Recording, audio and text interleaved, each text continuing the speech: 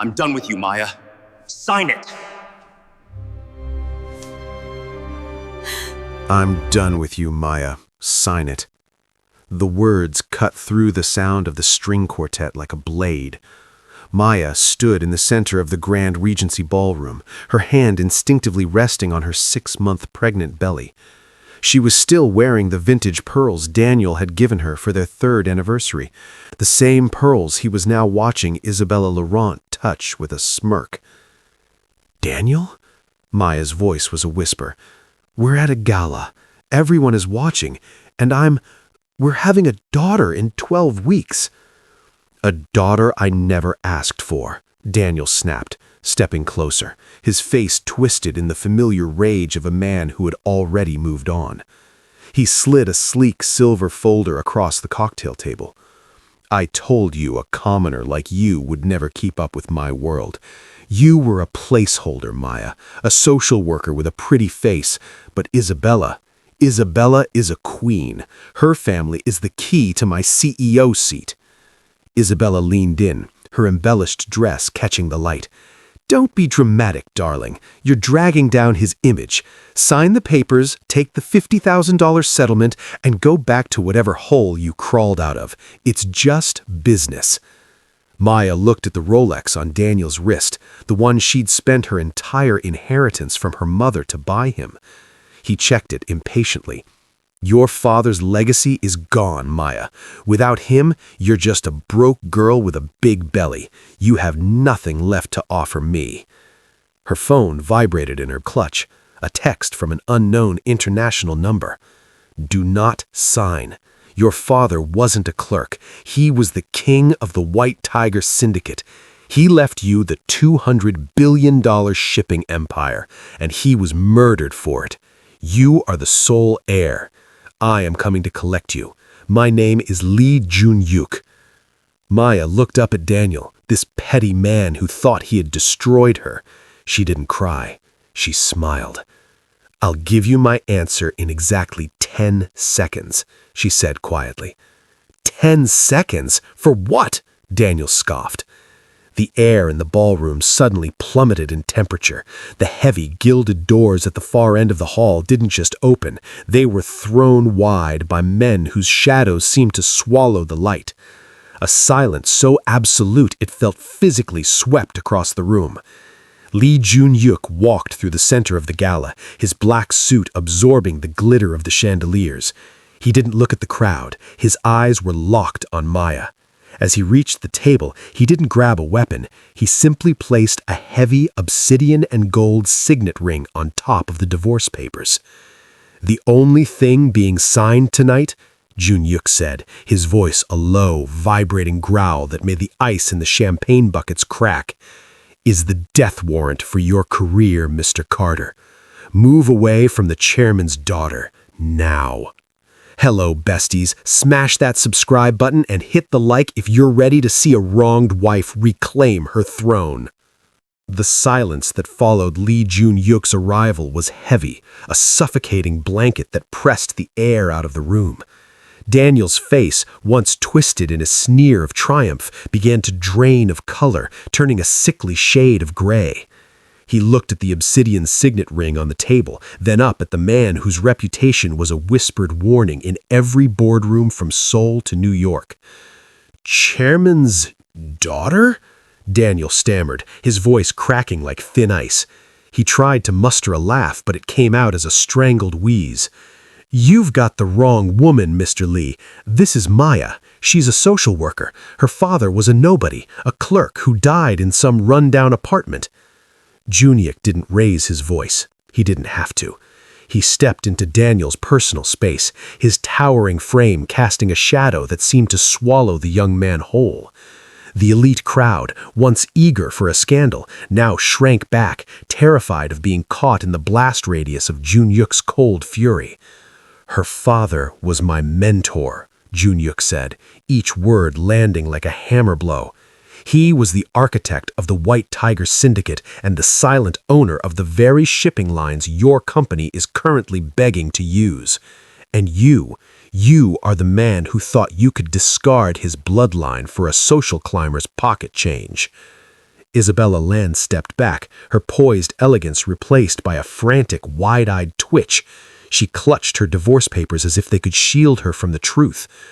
"Mr. Lee, there must be a misunderstanding," Daniel tried again, his hands trembling as he reached for the table to steady himself.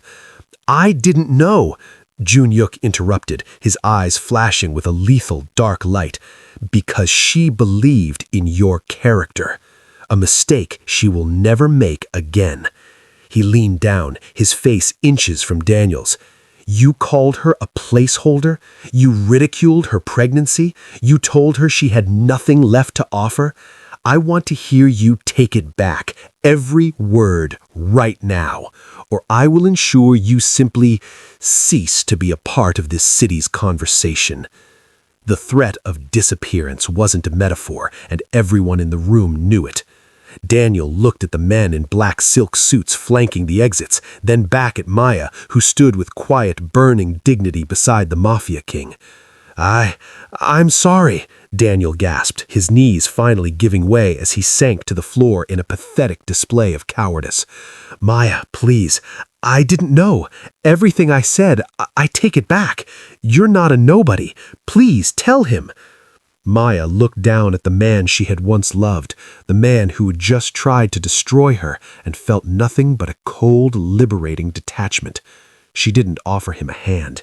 Instead, she turned to Joon-HYUK, her voice steady and clear for the first time in years. "He's finished here," Maya said. Joon-HYUK offered his arm to her, his expression softening by a fraction of a degree, a silent vow of protection that felt more solid than any marriage vow Daniel had ever uttered. "Indeed he is, Chairman. Let's go home. Your empire is waiting." The city lights of Seoul blurred into streaks of neon as the armored black sedan glided away from the gala, leaving the wreckage of Daniel's reputation in its wake. Inside the cabin, the air was thick with a silence that wasn't heavy, but protective. Maya sat back against the hand-stitched leather, her fingers tracing the lace of her red dress, her mind still reeling from the sight of her husband groveling on the marble floor. Beside her, Lee Joon-HYUK remained a statue of composed power, his gaze fixed on the road ahead until they passed through a massive wrought iron gates guarded by men who bowed as the car approached. The estate was a fortress of traditional Korean architecture blended with modern glass, perched high above the Han River. Joon-HYUK led her through a labyrinth of minimalist corridors to a room at the very heart of the house. It was a private library, smelling of old paper and expensive tobacco. On a central pedestal sat a small, lacquered box bound in silk. "Your father spent 20 years pretending to be a clerk so you could grow up with a normal life, Maya," Joon-HYUK said, his voice echoing softly against the mahogany shelves. "He wanted you to be soft. He wanted you to be safe. But he knew that one day the world would come for you. He left this for the moment you decided to stop being a victim." With steady hands, Joon-HYUK opened the box. Resting on a bed of black velvet was a heavy, intricate seal carved from pure white jade, topped with a crouching tiger. The tiger seal. "This isn't just a family heirloom," Joon-HYUK explained, stepping back to give her space. "This is the master key to the White Tiger Syndicate. It controls the shipping lanes, the private ports, and the offshore accounts that hold over $200 billion. With this, you don't just own a company, you own the flow of trade in this hemisphere. But more importantly, it carries the authority of the man who built this empire." Maya reached out, her fingers brushing the cold jade. As her skin touched the stone, a surge of realization washed over her. For years she had felt small, making herself less so Daniel could feel more. She had lived in the shadows of a man who didn't deserve her light. Now, looking at the symbol of her father's true legacy, the grief in her chest sharpened into a cold, diamond-hard resolve. "My father didn't die of a heart attack, did he?" Maya asked, her voice devoid of the tremors that had plagued her at the gala. "No," Joon-HYUK replied, his eyes darkening with a shared hunger for justice. "He was betrayed by the board members who thought a daughter would be too weak to claim her throne. They are the ones currently funding your husband's lifestyle." Maya picked up the seal, its weight substantial and grounding. She looked at her reflection in the dark glass of the library window, a pregnant woman, a betrayed wife, but now a sovereign. "Then let's show them exactly how strong a daughter can be," Maya whispered. "Teach me how to use this." Joon-HYUK bowed his head, a ghost of a smile touching his lips. "It would be my honor, Chairman." The morning light over the Han River was cold and gray, filtering through the floor-to-ceiling windows of the estate's command center. Maya sat at a minimalist obsidian desk, the tiger seal resting beside a high-end laptop. Across from her, Joon-HYUK stood like a shadow, his presence a silent anchor in the high-tech room. On the monitors, a complex web of shell companies and offshore accounts flickered, the digital veins of an empire she was only beginning to understand. "You spent 4 years shielding Daniel from the harshness of the world, Maya," Joon-HYUK said, his voice as smooth and dangerous as silk. "You gave him your mother's inheritance, your time, and your dignity. Do you know what he did with that kindness?" Maya looked at the screen. A highlighted transaction showed a $200,000 transfer from a trust labeled Thompson Legacy directly into a private account held by Isabella Laurent. Her stomach twisted, but the tears didn't come this time. Instead, a cold, clinical heat began to radiate from her chest. "My father bought him the engagement ring with my father's money. Mercy is a luxury for those who have already won." Joon-HYUK leaned over the desk, his hand hovering near the keyboard. "In this world, mercy is often misunderstood as an invitation to strike again. If you leave him even a cent, he will use it to hire lawyers to take your child. He will use it to smear your name.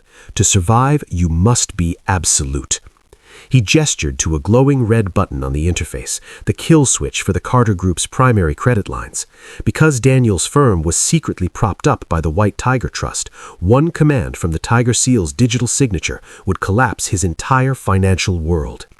"He thinks he is a titan because he stands on your father's shoulders," Joon-HYUK whispered. "Show him what happens when the giant moves." Maya's finger hovered over the key. She thought of the gala, the way Daniel had smirked while mocking her pregnancy, the way he had tried to buy her silence for a pittance. She realized then that her patience hadn't been a virtue, it had been a cage. With a firm, decisive stroke, she pressed the key. Instantly, the monitors turned green as the frozen status cascaded through Daniel's accounts. Within seconds, his personal cards, his corporate payroll, and even the lease on the penthouse he shared with Isabella were severed from the White Tiger lifeblood. "It's done," Maya said, her voice dropping an octave. She felt a strange, soaring lightness. That was the technical part. Now comes the psychological part. He is currently at a brunch with Isabella and his board of directors, bragging about his new freedom. Watch. He swiped a tablet toward her, showing a live feed of a high-end restaurant. Daniel was laughing, holding a glass of vintage Cristal, while Isabella preened beside him. Suddenly, a waiter approached, looking panicked. Daniel's confident smile faltered as he handed over a black card, only for it to be returned seconds later, declined.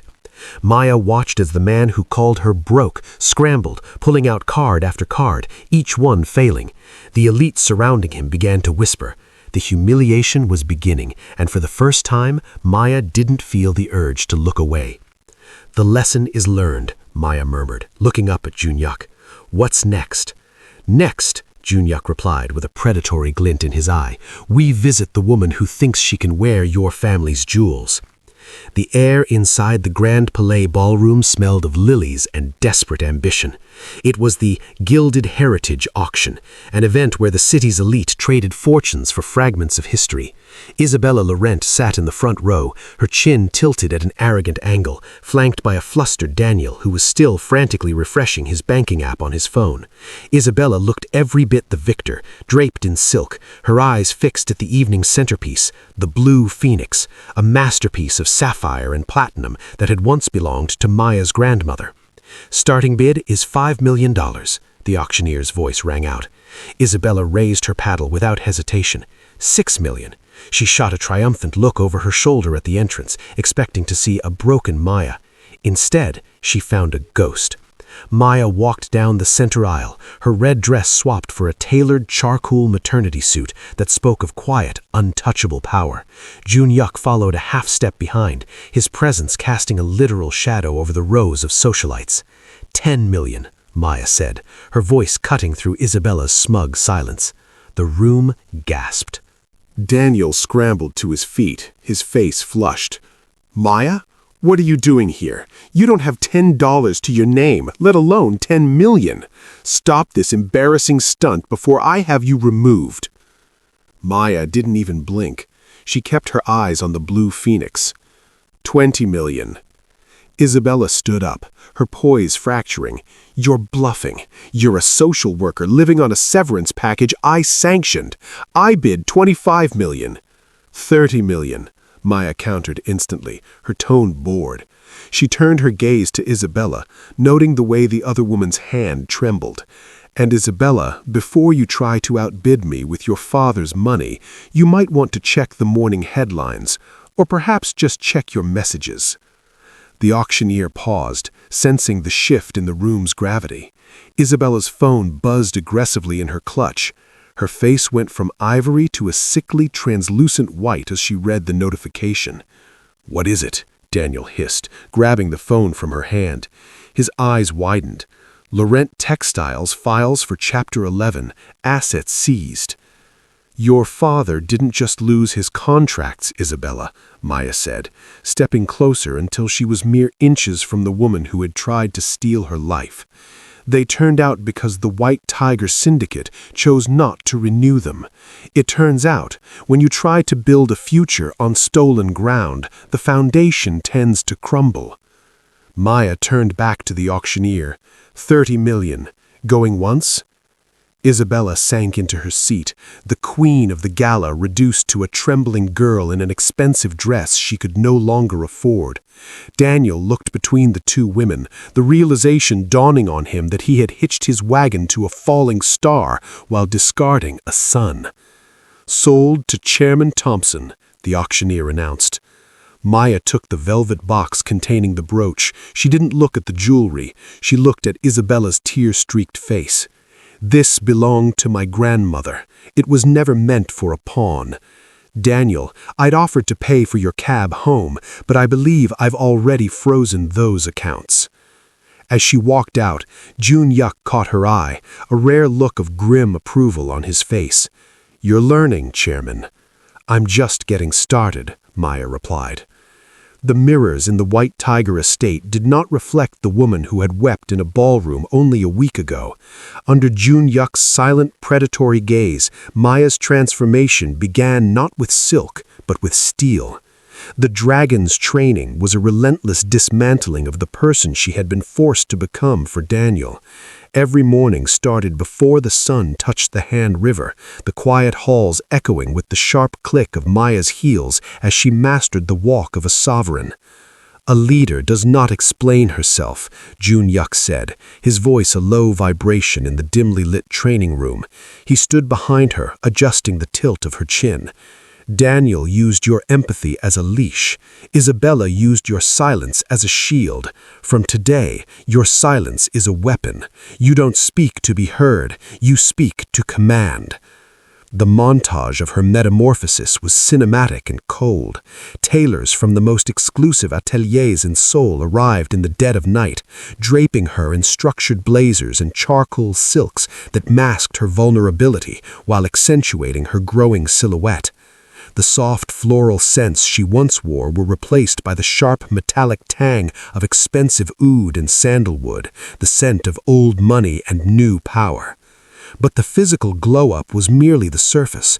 In the darkened war room, surrounded by glowing monitors and global trade maps, Joon-HYUK taught her the art of the Cold War.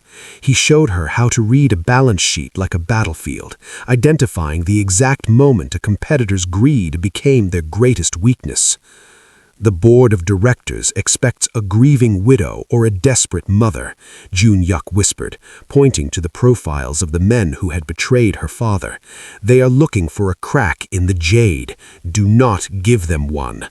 You are not fighting for a divorce settlement anymore, Maya. You are fighting for a dynasty. Maya spent hours analyzing Daniel's failing logistics firm, watching as the credit freeze she had initiated began to choke his operations. She learned to control the micro-expressions of her face, replacing her natural warmth with a mask of intouchable porcelain. When she looked in the mirror now, she didn't see a victim of betrayal. She saw the chairman of the White Tiger Syndicate. "You look different," Maya noted one evening as she finalized a hostile takeover strategy. His eyes lingered on her for a moment longer than usual, a flicker of something human crossing his icy features. "I feel different," Maya replied, her voice steady and devoid of its former softness. She adjusted the tiger seal ring on her finger, the jade cold against her skin. "I used to think being nice was a strength. I was wrong. Power is the only thing that protects what I love." Joon-HYUK bowed slightly, a gesture of genuine respect. "Then the training is complete. Tomorrow we walk into the den of the wolves." The glass-walled headquarters of Carter Logistics felt like a tomb. Rumors of the financial freeze had trickled down from the executive floor, leaving the staff huddled in anxious clusters. At the head of the mahogany boardroom table, Daniel sat disheveled, his tie loosened and his eyes bloodshot as he screamed into his desk phone. "I don't care if the accounts are flagged. Override it," he roared, slamming the receiver down just as the double oak doors at the end of the hall swung open with a synchronized thud. The chatter in the office died instantly. Maya walked through the bullpen, her charcoal silk suit a sharp contrast to the panicked atmosphere. She didn't look like the woman who had brought cupcakes to the office Christmas party. She looked like an encroaching storm. Behind her, Joon-HYUK and 4 men in tailored black suits moved with the silent, lethal precision of a security detail clearing a path for a queen. Daniel scrambled to his feet as Maya entered the boardroom. "Maya, what the hell is this? You can't just barge into my company with these thugs?" Maya didn't stop until she reached the head of the table. She pulled out the chair, Daniel's chair, and sat down, crossing her legs with slow, deliberate grace. Joon-HYUK stood behind her, his hand resting near the hilt of his umbrella, his gaze fixing Daniel to the spot like a pinned insect. "Your company, Daniel?" Maya's voice was low, carrying through the open doors to the ears of every employee watching in the hall. "Check the updated articles of incorporation. Since your primary creditor was the White Tiger Trust, and since you defaulted on your bridge loan 3 hours ago, the debt has been converted to equity." She slid a single sheet of paper across the table. It bore the unmistakable mark of the tiger seal. "I don't just own the debt," Maya said, her eyes meeting his with a cold, terrifying clarity. "I own the building, the patents, and the very chair you're shaking in. As of 9:05 this morning, Carter Logistics has been absorbed by the Thompson Group." Daniel reached for the paper, his hands trembling so violently he could barely hold it. "You can't do this. I built this. I'm the CEO." "You were the CEO," Maya corrected him, her voice rising just enough to command the entire floor. "But a leader who gambles his company's future on a mistress's vanity and a stolen inheritance isn't a leader. He's a liability." She looked past him to the HR director standing frozen by the door. "Mark, please escort Mr. Carter out. He is no longer permitted on the premises, and clear out his desk. Anything bought with company funds, including the Rolex and the Italian loafers, stays here." "Maya, please." Daniel lunged toward the table, but a single step forward from Joon-HYUK sent him recoiling back into the glass wall. "Don't make this uglier than it already is," Maya said, turning her attention to the laptop in front of her, as if he had already ceased to exist. "You told me once that it was just business. I'm finally starting to agree with you." As security took Daniel by the arms, his protests faded into desperate pleas echoing down the hallway until the elevator doors hissed shut. Maya didn't look up. She looked at the staff, their faces a mixture of shock and newfound respect. "Get back to work," she said calmly. "We have a dynasty to rebuild." The rain lashed against the floor-to-ceiling windows of Maya's private office, blurring the skyline of Seoul into a smudge of charcoal and neon. It was late, the skeletal crew of the night shift long gone, leaving Maya alone with the glowing monitors of her father's legacy. She reached for her coat, the weight of the tiger seal ring a comforting pressure against her finger, when the elevator chimed. The doors slid open, but it wasn't Joon-Hyuk's rhythmic, confident stride that echoed through the marble lobby.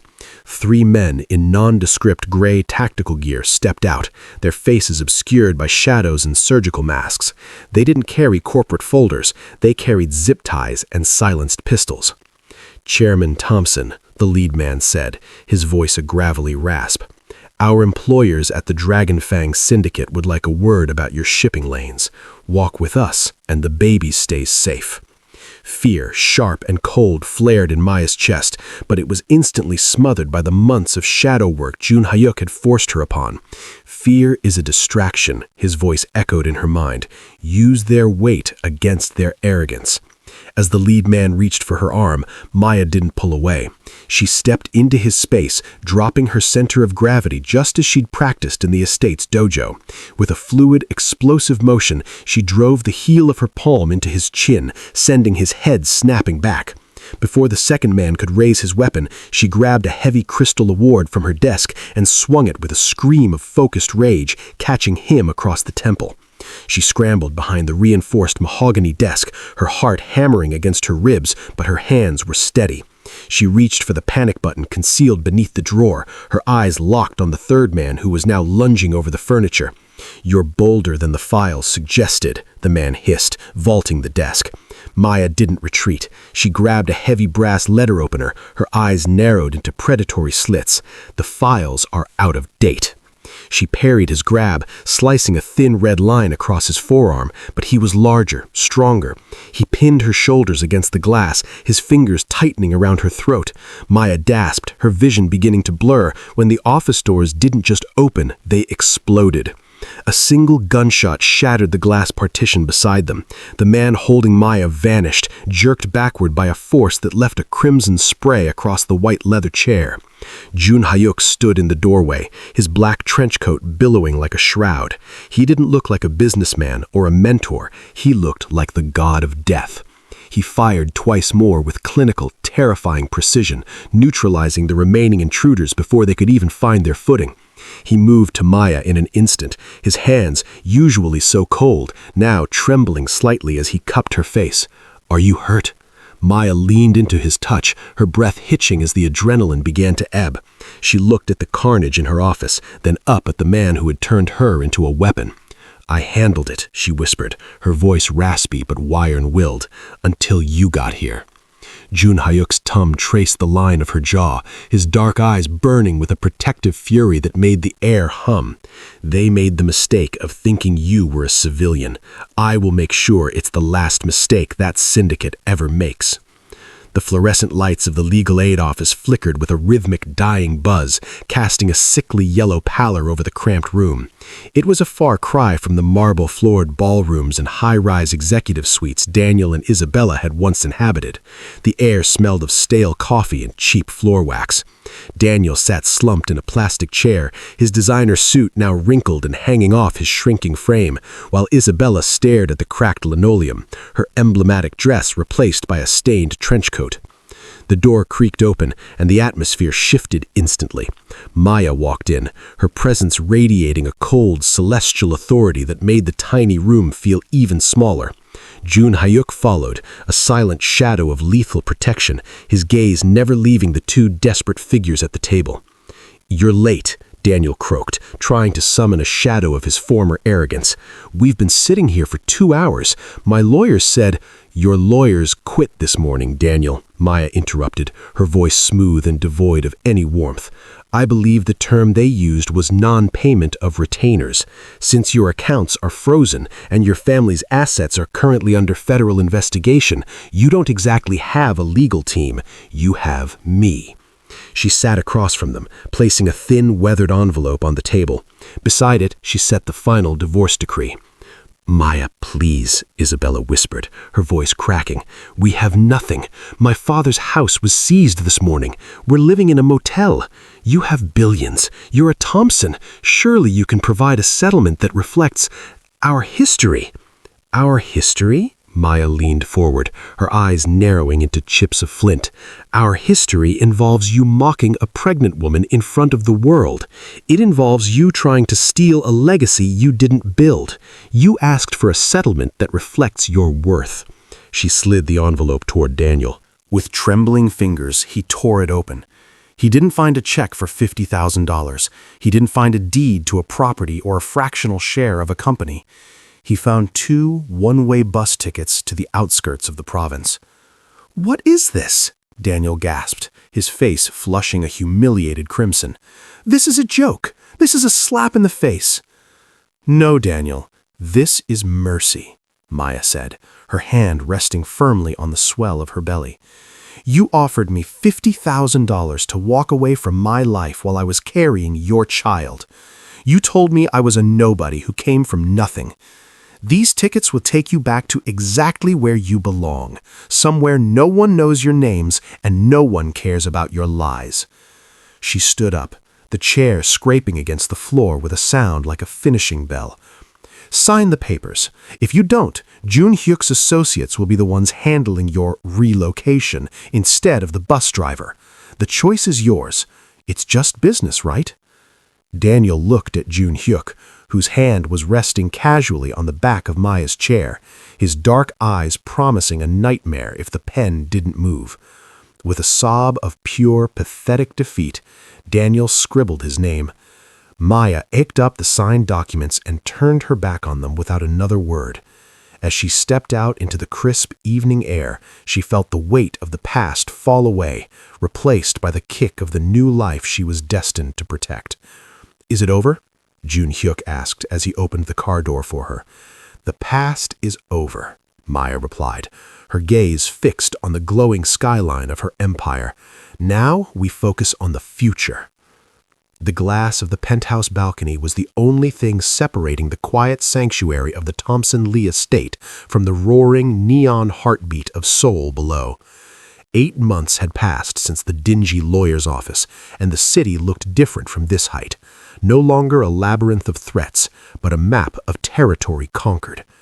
Maya stood at the railing, the crisp night air catching the hem of her white silk gown. In her arms she held a sleeping infant, the soft rise and fall of the baby's breath a silent victory against everyone who had once tried to erase her future. The quiet dignity that had once been Maya's cage had hardened into a regal, untouchable grace. She was no longer the woman who waited for permission to exist. As the chairman of the Thompson Group, she had spent the last 2 trimesters dismantling the old guard, replacing her father's betrayers with a new generation of loyalists who understood that the white tiger was back, and she was hungrier than her father had ever been. A familiar, steady warmth settled behind her as Lee Joon-Hyuk stepped onto the balcony. He didn't say a word. He simply placed a hand on the small of her back, his presence a silent vow that had never faltered. He looked down at the child, the heir to 2 empires, and for the first time, the coldness in his eyes was replaced by a fierce, protective light. The merger papers were signed an hour ago. The White Tiger Syndicate and the Lee Holdings are now a single entity. You are officially the most powerful woman in this hemisphere, Maya. Maya looked out at the glowing skyscrapers, many of which now bore her family's crest. Daniel always told me I was a placeholder. He said I had nothing to offer the world.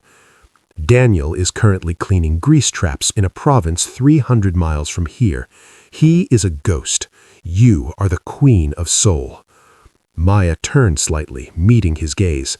The partnership that had begun in a blood-soaked office had evolved into something deeper, a bond forged in the fires of revenge and tempered by mutual respect.